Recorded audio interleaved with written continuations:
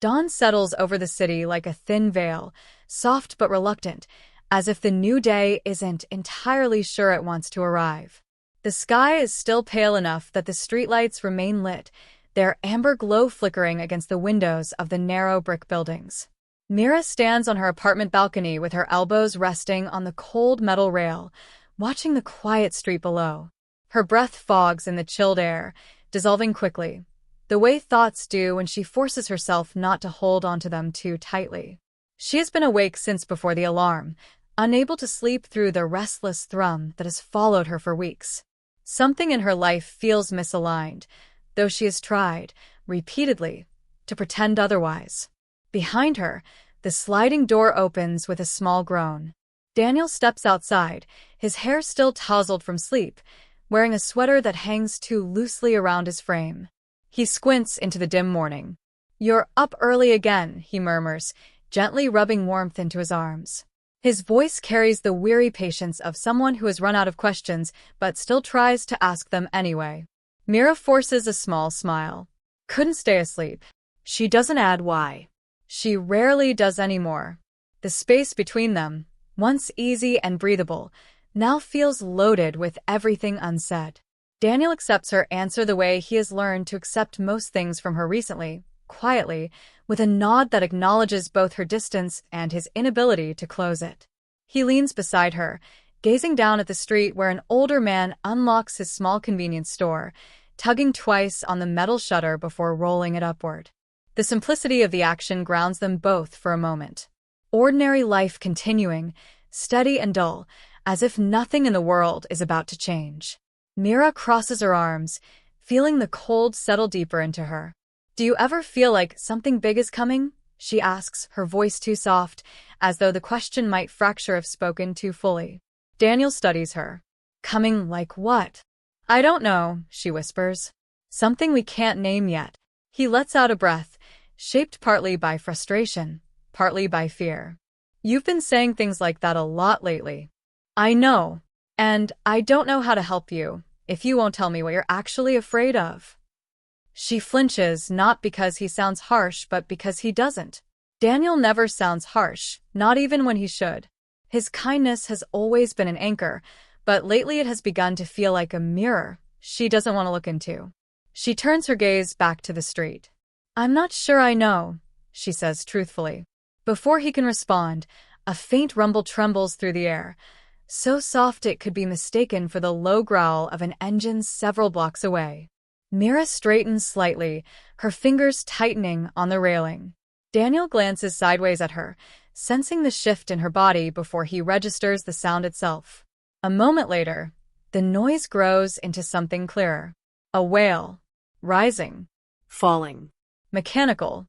The early morning quiet absorbs it unevenly, making it seem distant at first, then startlingly close. The birds in the eaves flutter out in a sudden burst. Myra's heart jerks painfully. "Daniel, do you hear that?" He stiffens. "Yeah. Probably a test? Or, I don't know. It's not scheduled." Myra's voice cracks as the sound widens across the city, echoing between buildings. She has heard recordings of sirens before, but never like this. Never this sharp, this insistent, this wrong. Her breath grows shallow. Every instinct inside her screams that this is what she has been anticipating, even if she never knew the shape of it. Daniel pulls out his phone and fumbles with the screen. His hand trembles slightly, betraying a fear he doesn't want her to see. "There's nothing on the news yet," he mutters. The siren grows louder. Urgent. Unmistakable. Mira can feel her pulse pounding behind her eyes. The world around her seems to tilt, as if the city has shifted into an angle it wasn't built to support. "Daniel, something's happening." He shakes his head, trying to anchor himself in rationality, but even he can no longer deny the rising pitch sliding through the morning air. "Let's just stay calm," he manages, though his voice wavers. A notification vibrates against Myra's leg. The buzz is short, sharp, electric. She pulls out her phone, expecting something vague, something mislabeled or overly cautious. But the screen flashes red. An emergency alert. Clear. Direct. Unsoftened by euphemism. Her breath stops. Daniel notices her stillness. What does it say? She can't speak. She turns the screen toward him. His face drains of color. The siren continues its unbroken rise and fall, reshaping the morning into something unrecognizable. The city, once a quiet silhouette waking slowly to daylight, now feels like a living thing holding its breath. Shadows shift beneath the buildings as though bracing for impact. The air itself feels tighter, charged with an invisible force. Daniel grabs her hand. His fingers are cold but steady. We need to go inside, he says, trying to sound composed. We need to think. But Mira isn't thinking. She's feeling. Every fear she has ignored, minimized, smothered beneath routine is now standing fully formed before her. The strange restlessness that has haunted her mornings. The inexplicable tension she couldn't describe. The quiet sense of something approaching. She wasn't imagining it. It was real. And now it is here. She lets Daniel pull her through the sliding door into the apartment. The familiarity of the space, soft couch, scattered books, half-finished mug on the table, feels alien under the weight of the siren.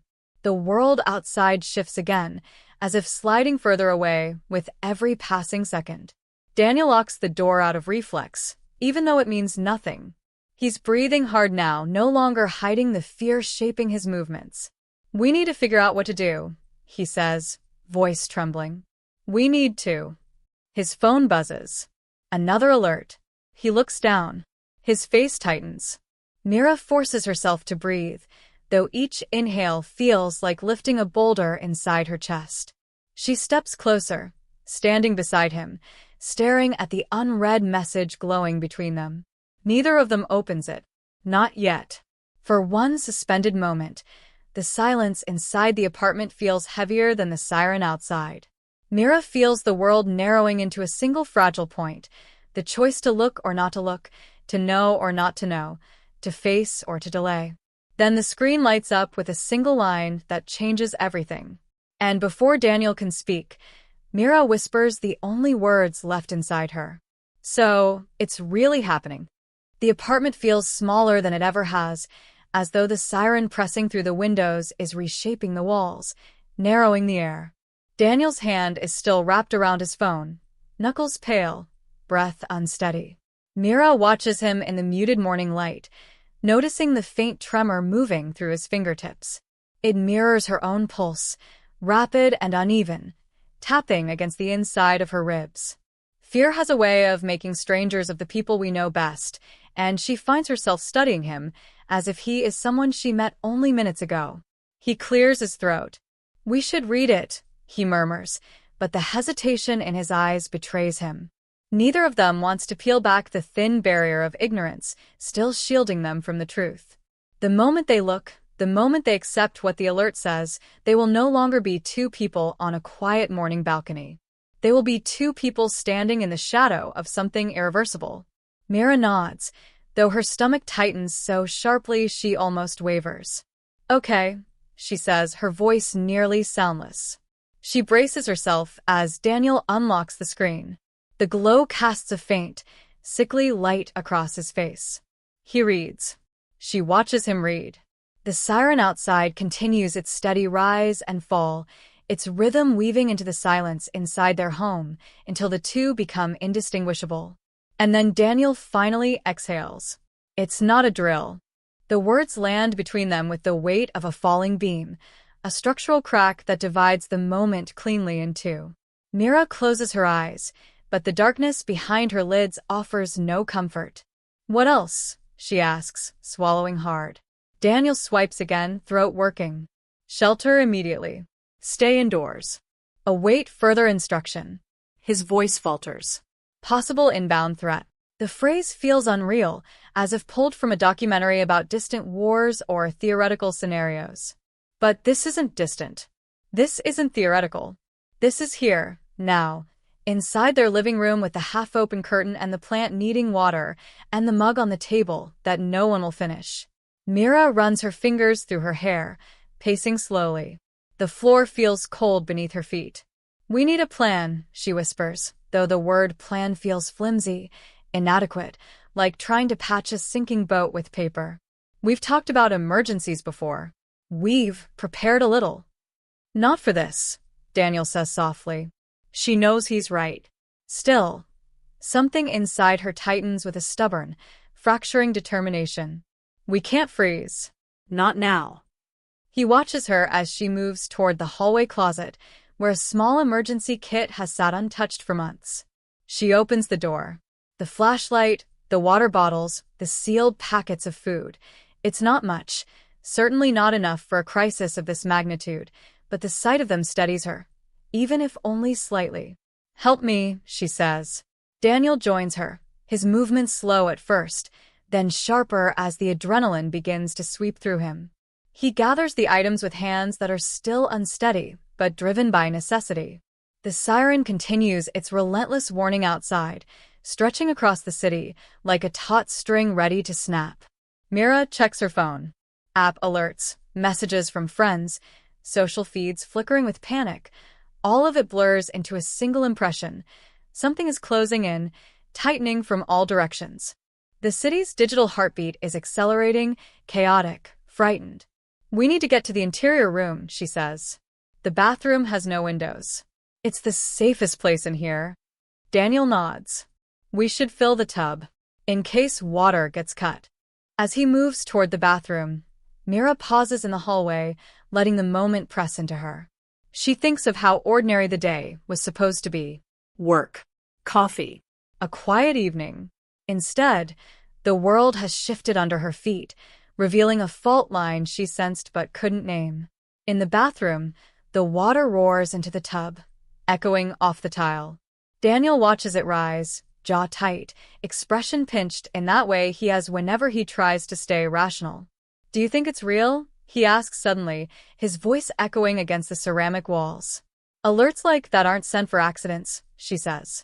He looks at her, the question he doesn't want to ask trembling in his eyes. Do you think we're in danger? She doesn't answer immediately. She steps toward him, placing a hand on his arm. His skin is warm, grounding. I think we need to behave like we are, she finally says. Daniel nods, though the words seem to hollow him. Okay, he whispers. Okay. They begin to fortify the small bathroom. Towels on the floor. Bottles within reach. The emergency kit against the wall. Mira moves with a controlled urgency, her breathing measured, her thoughts sharp. She can feel the shape of the conflict tightening around them, not just the external threat, but something deeper, more internal.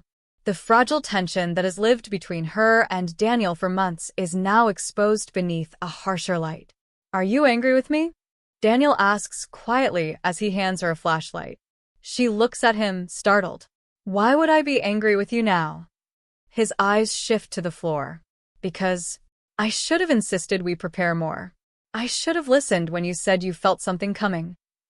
A wave of emotion, unexpected, sharp, rises in her. She steps closer, brushing her fingers gently against his. I wasn't clear, she says. I didn't even know what I was sensing. And we're here now. Together. That's what matters. He presses his forehead to hers, briefly, needing the contact. The siren outside continues, weaving through the quiet moment with a cruel reminder. Time is not waiting for them. The sound shifts subtly, dipping in tone, then rising again with renewed urgency.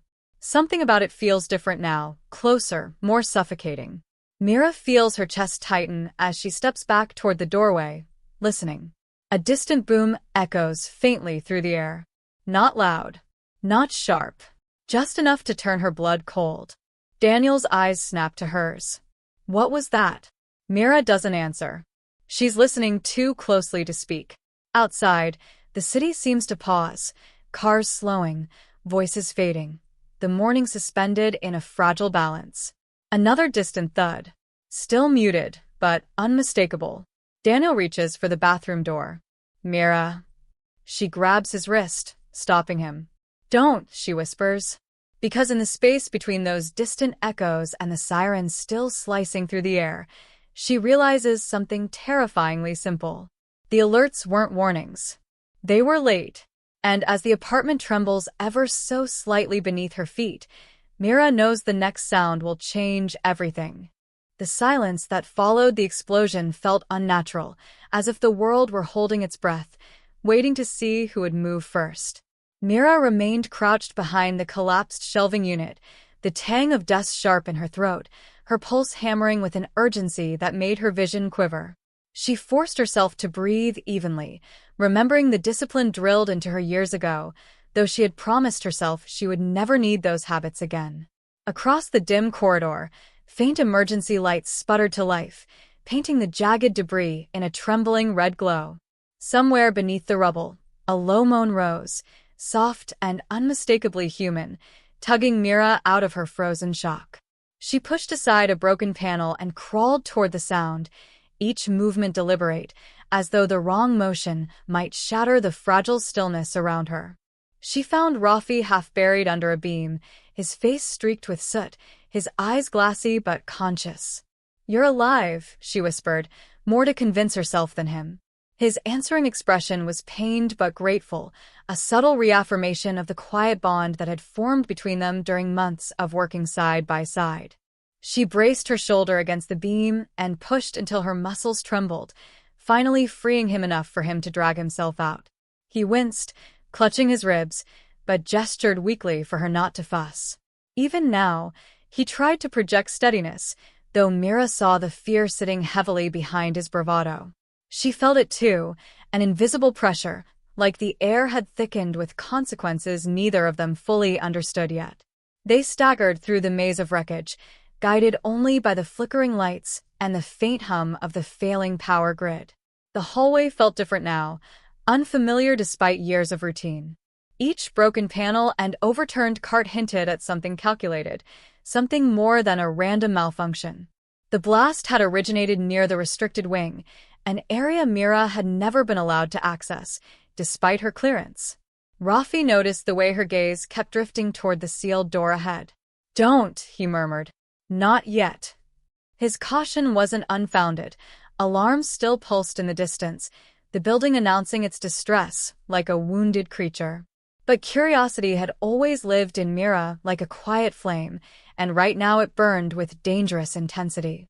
They reached the stairwell only to find it twisted, buckled by the force of the explosion. A charred smell lingered, bitter and metallic. Rafi swore under his breath as they peered down the shaft. The bottom was unreachable, blocked by a landslide of concrete and steel. "Backup exit," Mira reminded him, though her voice was thin. Every alternative route she pictured seemed equally compromised. She tried the emergency comm on her wrist, tapping the interface until her fingers throbbed, but it only delivered static. Rafi's device was dead altogether, its display a spiderweb of cracks. That, more than anything else, unsettled her. Communication failure meant isolation, and isolation meant vulnerability. They slipped into the adjacent maintenance tunnel, a narrow passage usually humming with machinery. Tonight it was eerily quiet, save for the occasional drip of water echoing like a ticking clock. The deeper they went, the more Mira felt the weight of the facility pressing in around them. This place, once predictable and controlled, had transformed into a labyrinth of uncertainty. Rafi leaned against the wall, breathing hard, but insisted they continue. She admired his stubbornness, though she feared it might break him before they reached safety.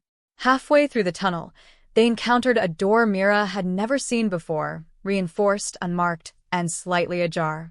A faint blue light spilled through the gap, eerie in the darkness. She exchanged a glance with Rafi, whose hesitation spoke louder than words. "We should keep moving," he said, but the conviction in his voice wavered. Something about the door called to Mira, as though it held answers to questions she had only begun to form. She stepped closer, her heart accelerating, and pushed it open just wide enough to see inside.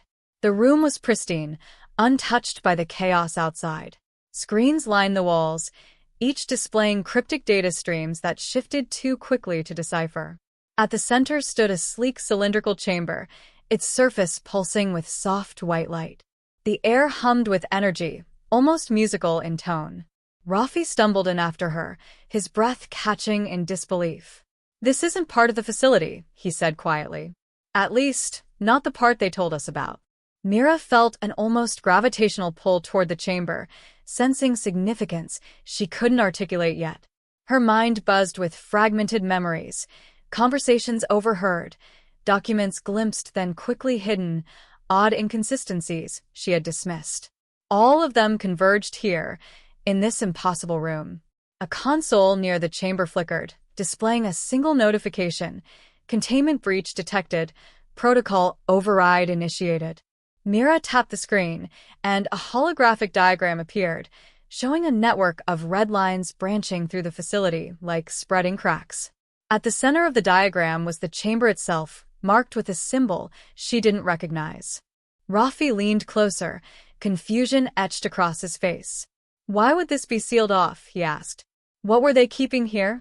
Mira didn't answer, not because she lacked ideas, but because her mind was racing too quickly to settle on any one theory. Suddenly, the chamber lights intensified, casting long, trembling shadows across the room.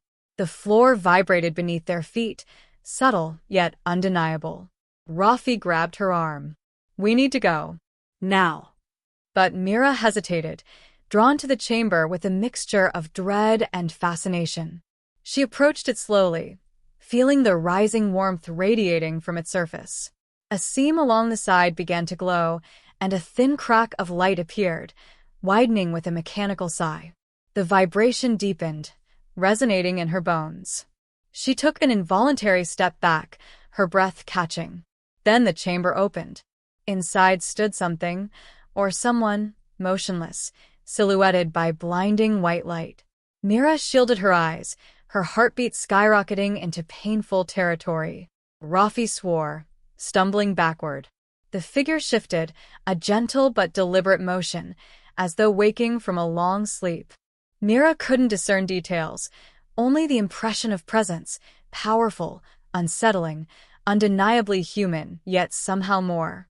The light dimmed just enough to reveal its eyes, luminous, unblinking, and fixed directly on her. In that instant, Mira understood two things with absolute clarity. The explosion had not been an accident, and whatever had been kept hidden here was the reason her world had just begun to unravel. And the figure in the chamber had been waiting for her,